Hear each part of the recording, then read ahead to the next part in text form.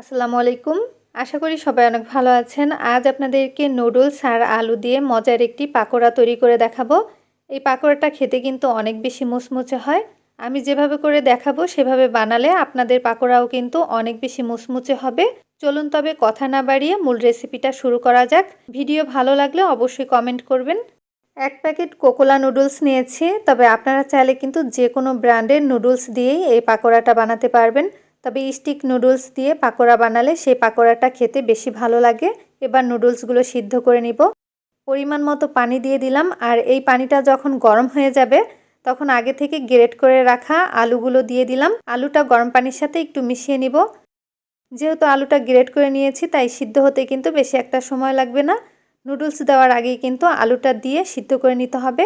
এরপরে আমি নুডলসটা দিয়ে দিচ্ছি। নুডলসটাও কিন্তু আলুর সাথে খুব ভালো মতো মিশিয়ে সিদ্ধ করে নিব।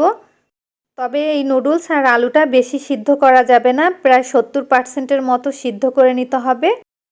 এখন কিন্তু প্রায় সিদ্ধ হয়ে গেছে। আমি এবার চুলাটা বন্ধ করে দিব। এরপরে চুলা থেকে নামিয়ে এই নুডলসের পানিটা পুরোপুরি ঝরিয়ে একবার ঠান্ডা পানি দিয়ে ধুয়ে নিব। অবশ্যই কিন্তু ঠান্ডা পানি দিয়ে ধুয়ে নিতে হবে। নুডলসের পানিটা যখন পুরোপুরি ঝরিয়ে নেওয়া হয়ে গেছে তখন একটা বাটির মধ্যে নিয়ে দিয়ে দিলাম পেঁয়াজ কুচি, কাঁচামরিচ কুচি, স্বাদ মতো লবণ, লাল মরিচের গুঁড়া 1 চা চামচ, হাফ চা চামচ হলুদ গুঁড়া,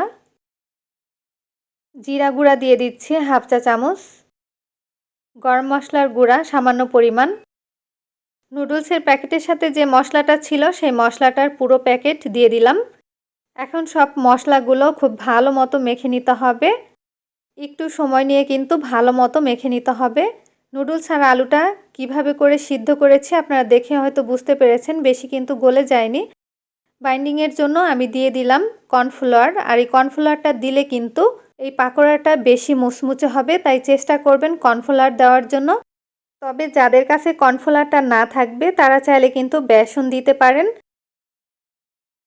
কর্নফ্লাওয়ারটা আমি এখানে আমার পরিমাণ অনুযায়ী নিয়েছি, আপনাদের কিন্তু কম বেশি লাগতে পারে। তো আমি এখানে 1/3 কাপ পরিমাণ কর্নফ্লাওয়ার দিয়েছি। খুব ভালো মতো কর্নফ্লাওয়ার দেওয়ার পরে মেখে নিতে হবে। মেখে নেওয়া হয়ে গেছে। এবার এখান থেকে অল্প একটু নিয়ে আমি পাকোড়াটা শেপ দিয়ে নিব। ঠিক এভাবে করে কিন্তু পাকোড়াটা বানিয়ে নিতে হবে। আর এভাবে আমি সবগুলো বানিয়ে তারপরে কিন্তু ভেজে নিব। সবগুলো যখন বানানো হয়ে গেছে তখন পরিমাণ মতো তেল দিয়ে দিলাম। তেলটা যখন হালকা গরম হয়ে গেছে তখন একটা একটা করে পাকোড়া দিয়ে দিচ্ছি। হালকা গরম তেলেই কিন্তু এগুলো দিয়ে দিতে হবে। এরপর মিডিয়াম লো আঁচে সময় নিয়ে ভেজে নিব। এক পাশ যখন একটু শক্ত হয়ে গেছে তখন উল্টে দিচ্ছি। এভাবে করে কালার করে কিন্তু ভেজে নিব। একটু সময় নিয়ে ভাজলে কিন্তু এই পাকোড়াটা অনেক বেশি মুচমুচে হবে। দেখুন কালারটা কিন্তু অনেকটা চেঞ্জ হয়ে গেছে। আর কিছুক্ষণ ভেজে তারপর এই পাকোড়াগুলো তুলে নিব। এখন কিন্তু ভাজা হয়ে গেছে। আমি এবার তেল ঝরিয়ে সব পাকোড়াগুলো তুলে নিচ্ছি।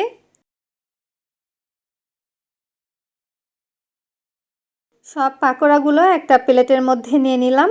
আর এই পাকোড়াটা টমেটো সস দিয়ে খেতে কিন্তু অনেক বেশি মজার হয়। বিকেলের নাস্তায় ঝটপট বানিয়ে খেতে পারেন। ছোট বড় সবাই এই পাকোড়াটা খেতে অনেক বেশি পছন্দ করবে। আজকের ভিডিও ভালো লাগলে অবশ্যই লাইক, কমেন্ট আর শেয়ার করতে ভুলবেন না। আজ এখানেই বিদায় নিচ্ছি। সবাই ভালো থাকবেন, সুস্থ থাকবেন। আল্লাহ হাফেজ।